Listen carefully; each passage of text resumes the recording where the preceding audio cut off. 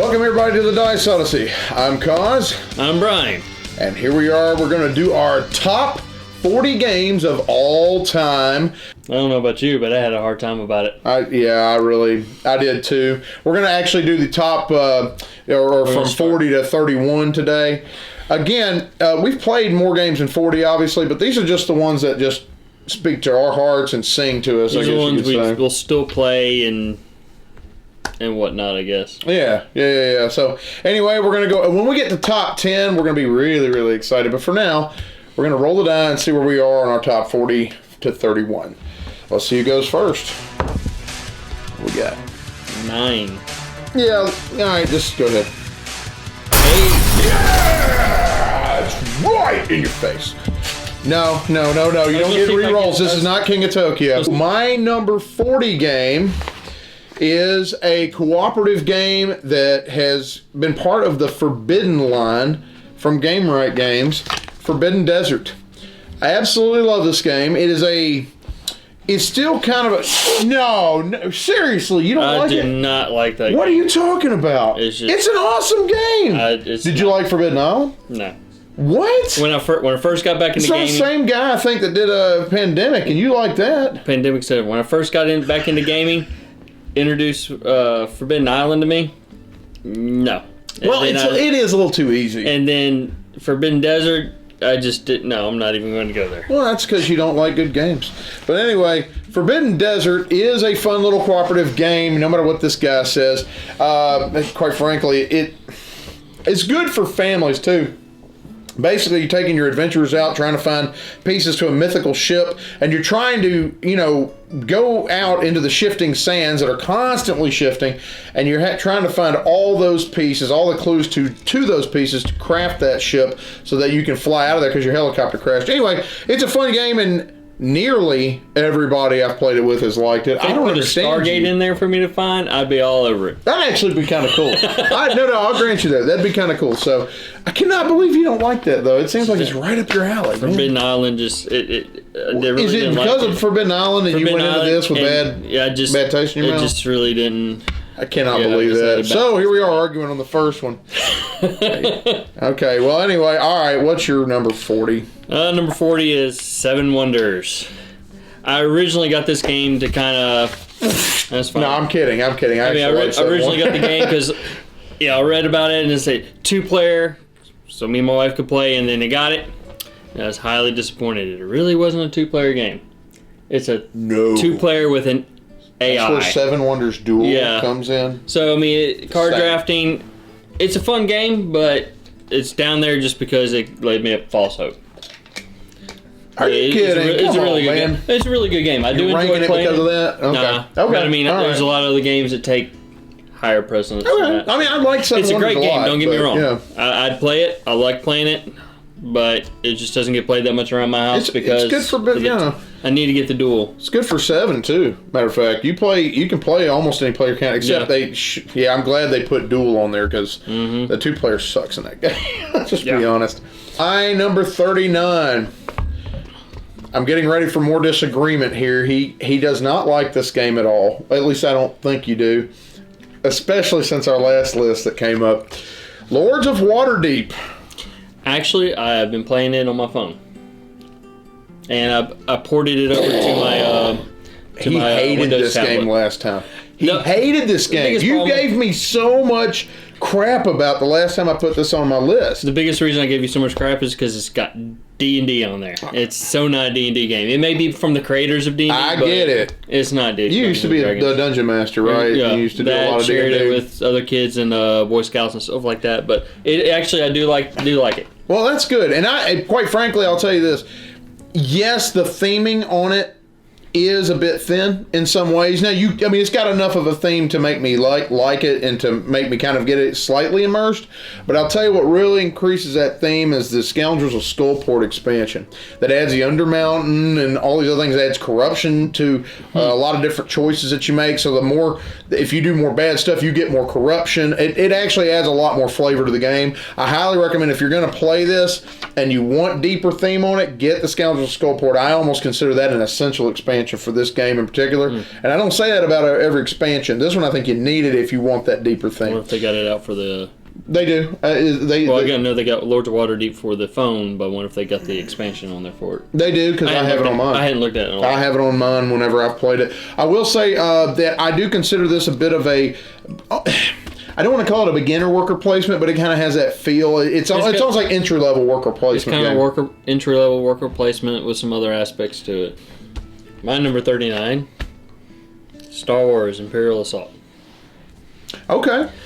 That's good. Great game. Probably if I played it a little bit more, it'd probably be a little higher up on my thing. It's kind of got that RPG style to it where you're going through completing little scenarios in it. So, and I love Star Wars. But where are we? Yep. I started painting my entire Imperial Assault set. I'm still not done with it. Looks good. But yeah, I had a lot of fun doing it. So I have it down here.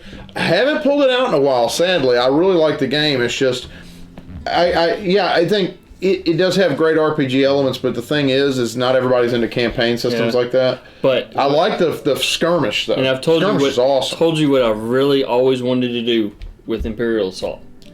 Go ahead. I've wanted to start the base with Imperial Assault, lead up to X-Wing, and then lead up to the Armada.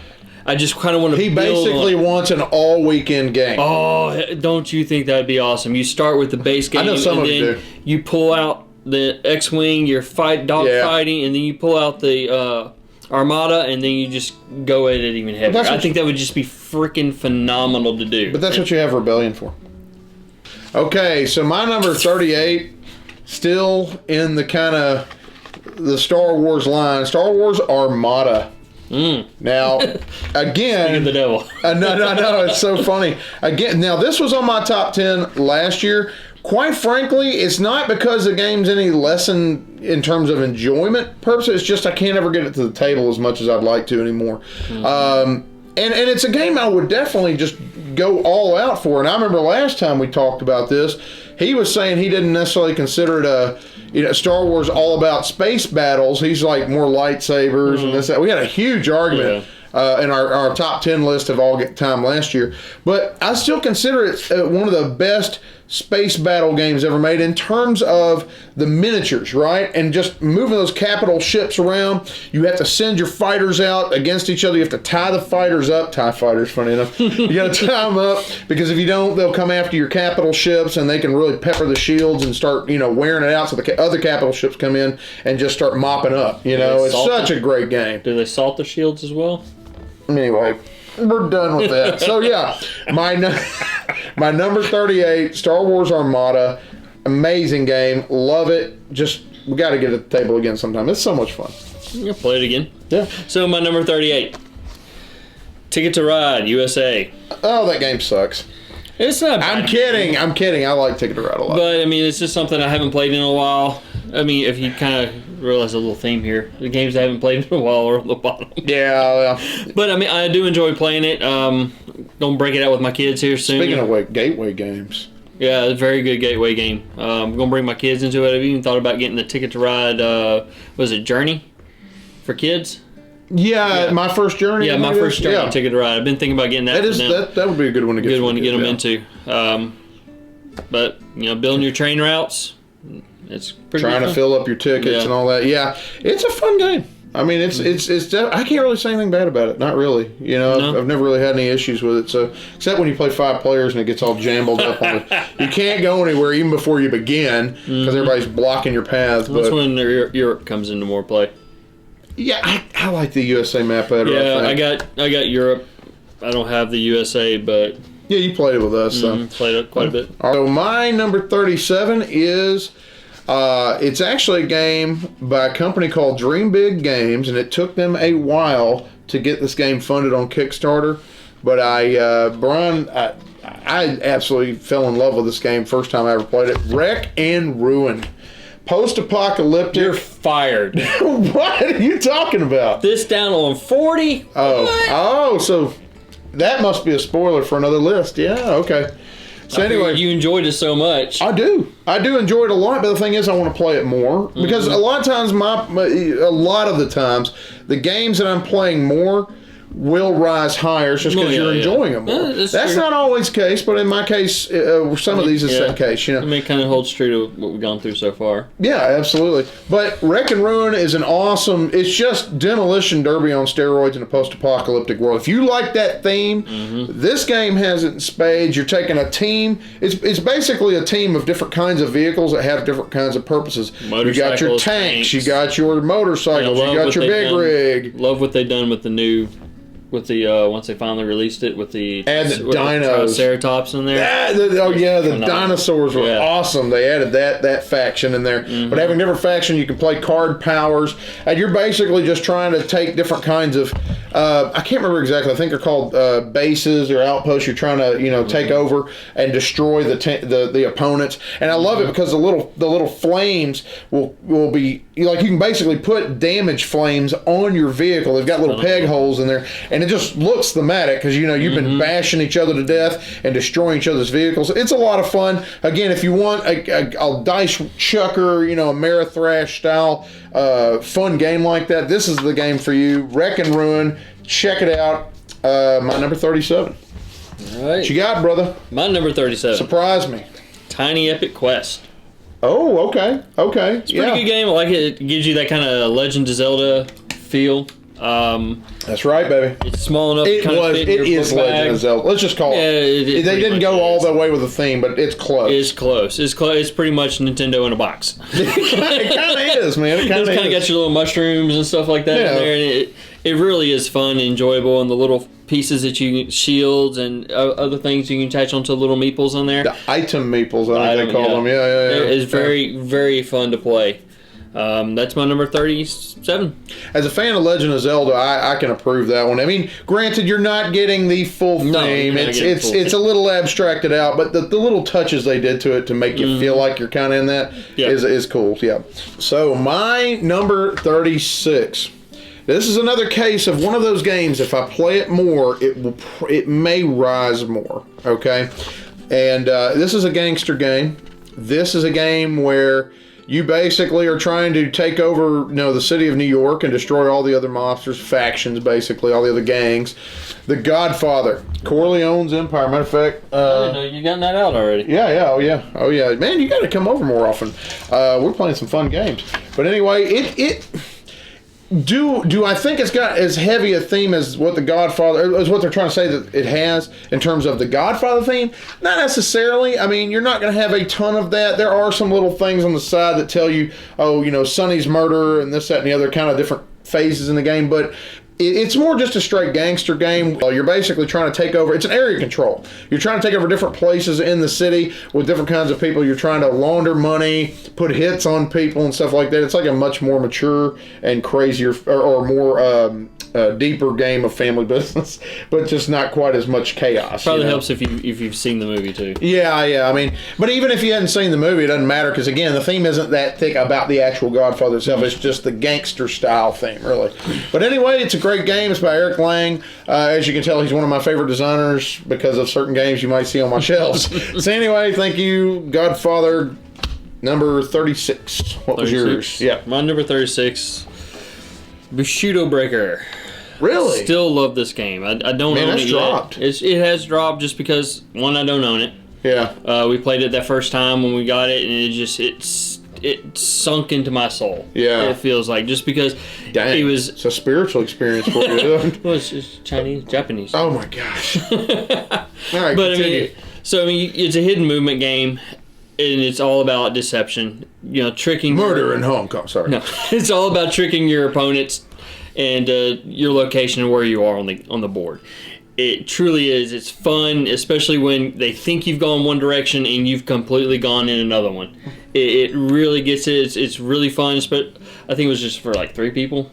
Yeah, I think it only goes up to 3. Yeah, only 3 people. But I mean, no, it goes to 4. It does go to 4. Okay. Yeah. But I really enjoy it. It's not something that I know will get a lot of play in my house. So that's probably the reason I really just don't own it. Well, just go buy it, man. It's not that expensive. No, I'm sure it's a little card game, basically. Mm-hmm. All right, so my number 35. Now, this is a game that reminds me a little bit of Final Fantasy Tactics in some ways.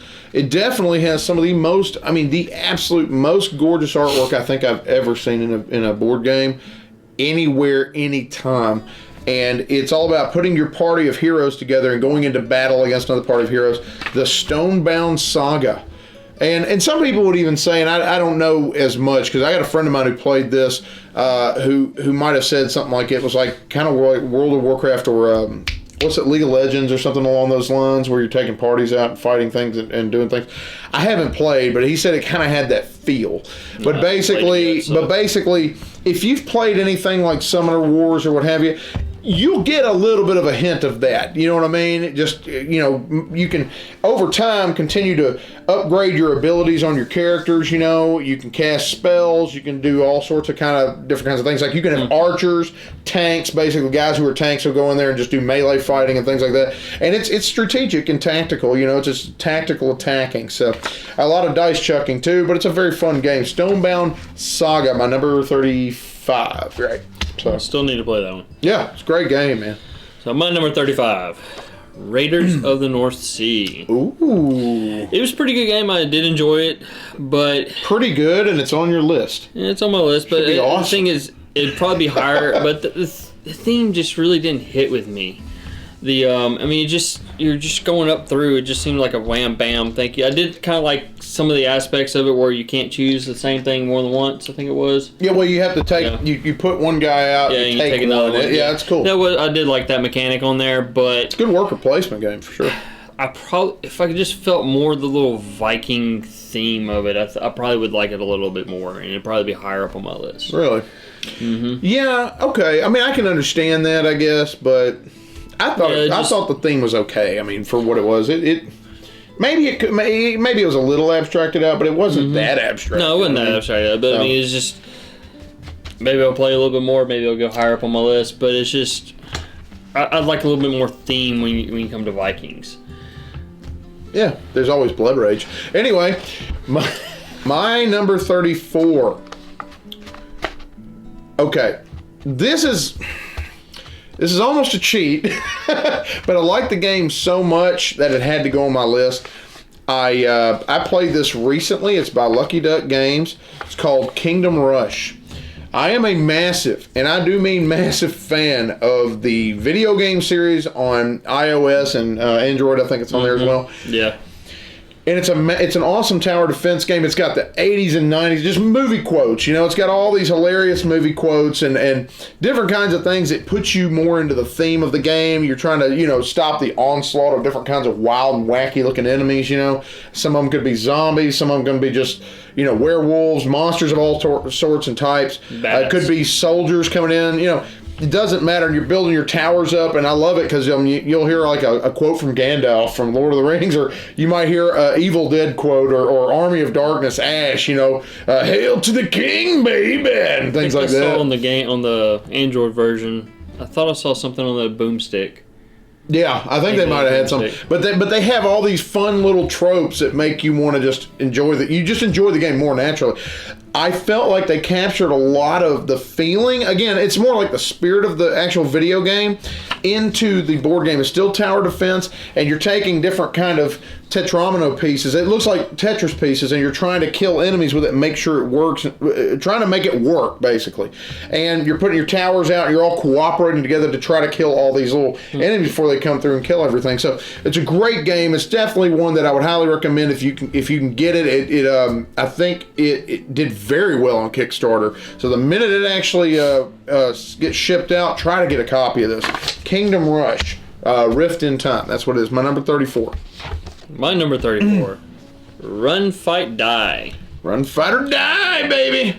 Zombie themes are great and everything. It just kind of been overplayed for a while. Yeah, so that's why I dropped down. I do really enjoy the game. Zombies progressing closer and closer to you. You got the screaming cheerleader. You got all kinds of different things that just kind of attract the zombies. I hated the screaming cheerleader in that game. You roll your dice, see what you can get. Just kind of push your luck a little bit on that. it's down this far just because I'm just kind of tired of some of the zombie themes, and I'm ready to move on to something a little bit different.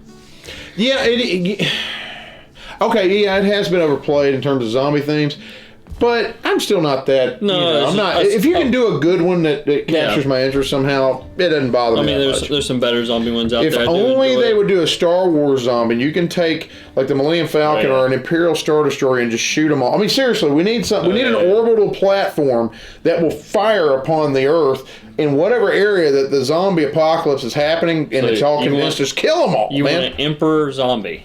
Yeah, A that would zombie be that shoots lightning from amazing. its end. Yes. Okay. Zombie Game Vader. idea. Game idea. Absolutely, man. My number 33 is a game all about civilization building and empire building and resource management. It's a card game, Imperial Settlers. Now, I have that one on my shelf back there. But Imperial Settlers has had multiple expansions. Portal Games has really supported this thing. And I really do like it more with 2 or 3 players. I don't like it at 4.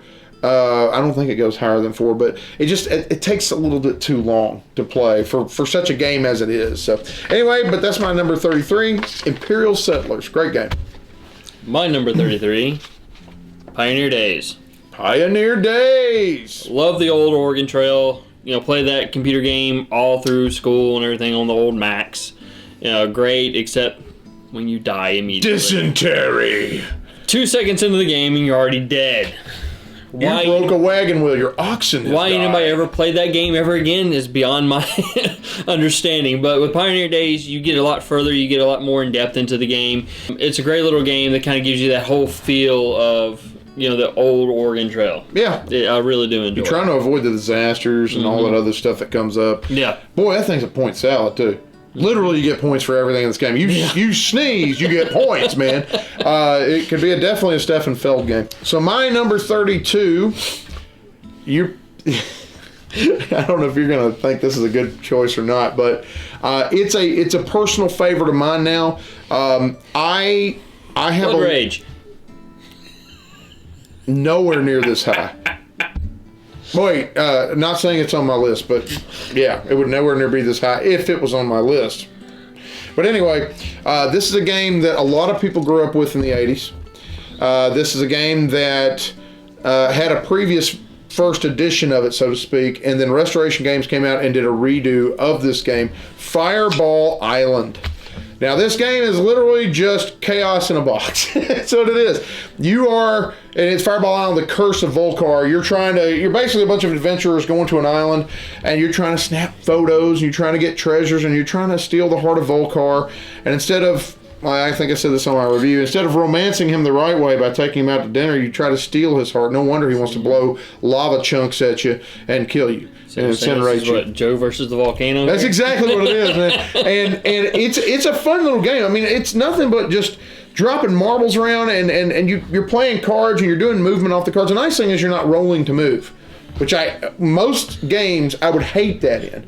But in this game, you're taking cards, and you're just going, okay, I move this much, or I have this card that says I can move this much. So you have choices on where you move and how much you can move, and you have special abilities, and you have to avoid fireballs, you know, and you can flick fireballs at each other, you know, if your card allows it. It's a lot of I fun. don't know about that. You haven't even tried it. I didn't like it when I first played it as a kid at my cousin's house. But this is why you need to try the new one. It still doesn't look interesting. I agree. I agree. The first one had some problems. Now, some diehard fans of it, but I only played it a few times anyway when I was a kid. You might have to give me a lot of candy to get me on. My kids love it. I can even get my wife to play it. She's not a massive gamer, you know what I mean? Yeah. So, but She's not a massive gamer. You come after her in a game, she's going to come after you. that's true. But I'm saying, like, when she Unrelenting. actually sits down to play a game, she wants it fairly simple and light. Most time light, you know, things like Splendor and Ticket to Ride and things like that. Yeah. Quite frankly, it's good at higher player counts because it's a target-rich environment, you know. And but it's so good, man. You got to try this game out if you haven't. I think it raised over $2 or $3 million on Kickstarter. I can't remember the exact number. But yeah, they did an awesome job. Fireball Island by Restoration Games, my number 32. You got to try it. Don't even give me that crap until you try it, man. Seriously. Get me all jacked up on sugar like Cornholio. Maybe I'll play it then. Oh my gosh. I'll definitely do that. So my number 32, Queen Domino. I love tile.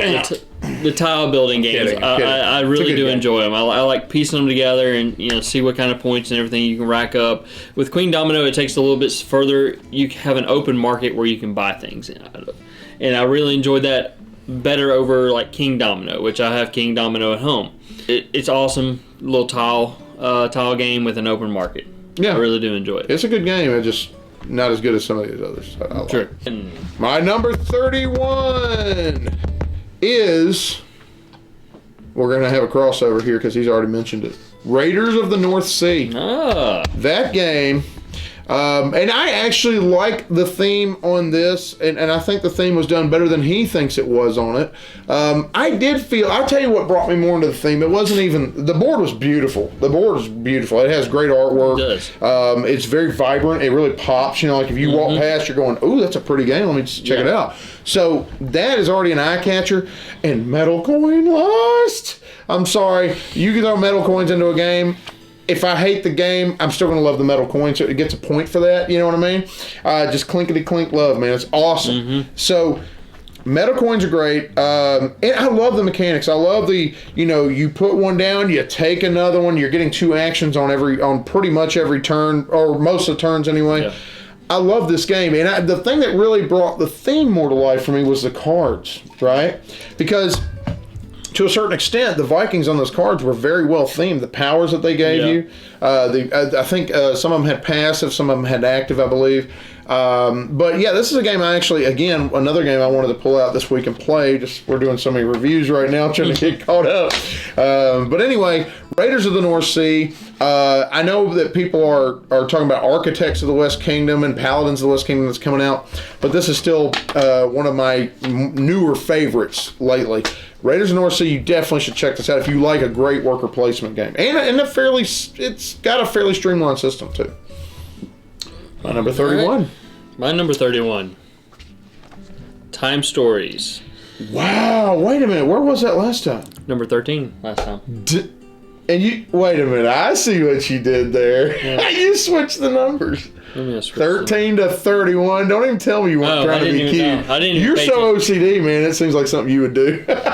Queen Domino was 10 before, so it makes sense. Oh, that's funny. Anyway, Time Stories it's really, I could dismiss most of the Time Story games that we've played. All the Time Story scenarios we've played so far have been great. They've been very phenomenal. The second was better than the first. I love Marcy. Marcy case is amazing. Okay, if you haven't played it yet, this is going to be a spoiler for you. All right, so we'll give you 5 seconds. 5, 4, 3, 2, 1. All right, it's about zombies. All right, like I said, zombies have kind of gotten stale with me as far as that. Yet you love this case. Look how far down they are. Yeah, but still, man. But it's. I bet I've even quit watching, Walking Dead just because I'm kind of tired of zombies. But I love this one here. It just gives that whole element of more suspense in that game because we didn't know what we were getting into. Whereas with the first one, it was kind of like, all right, ooh, this is weird, this is freaky, what was happening. But with Marcy, it was just a whole new threat level. And I mean, I don't know how many times we played that and kept getting. I think it was 4 times through. Messed over near the end, but we finally pushed through it. Finally got through it. It was very worth it and very surprising. I agree. I really enjoyed it. Time Stories, Marcy. This is going to be the end of our first of 4 that we're doing top 10 videos for our top 40 of all time. So again, we're going to have another one come up here hopefully in the next few weeks. We're going to try to get this done within a month or so if we can. We are kind of late on this. Normally we would have done this back in February, March, but there's so much going on back then. Oh my gosh. Too much going on right now. But anyway, thank you so much for sticking around with the Dice Odyssey. And by the way, what are your top 40 games? And I mean like the first 10 of that, you know what I'm saying, from 40 to 31. We'd like to know. Let us know down in the comments what your games are and whether or not you disagree or agree with our list, and if you've played any of the games we talked about. But anyway, thank you so much. You have a blessed day. And game away. Game away. This video is brought to you by Fallen Dominion Studios. Check out their website at fallendominionstudios.com.